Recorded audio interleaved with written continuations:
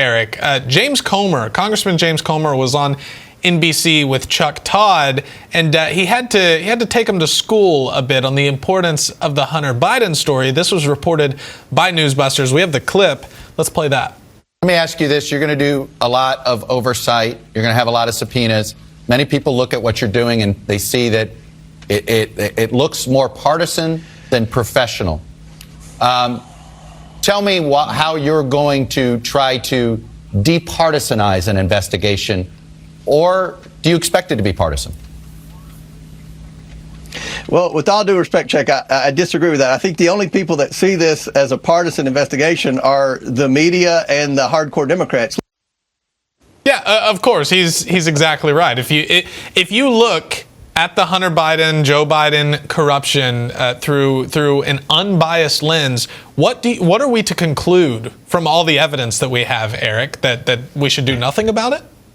Well, we should conclude what Chuck Todd decided, that this would be partisan. You know, the made-for-TV Battle of the Network Partisans January 6th committee that got all the airtime on all the leftist networks, that wasn't partisan. Chuck wasn't concerned about that looking partisan, but this will look partisan. You know why it looks partisan to Chuck? Because the leftist media is part of a cover-up that impacted a presidential election. That's the truth. They covered up this story. They diminished this story.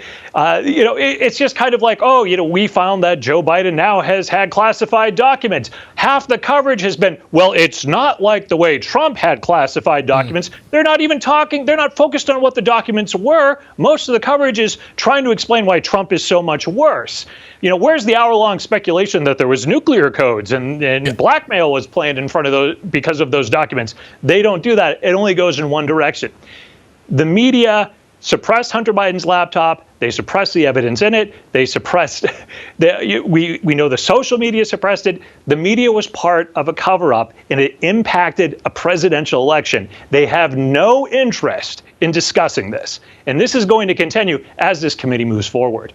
Now, I've got to ask you personally, Eric, do you think that there's going to be any point? The mainstream media, a lot of them have at least admitted that the Hunter laptop is legit, but after they had nowhere to turn. But now the narrative is that, yeah, it's real, but it's not a big deal, and there's really nothing on there that's worth looking at. Do you think there's ever going to be a point where they acknowledge the weight of this scandal?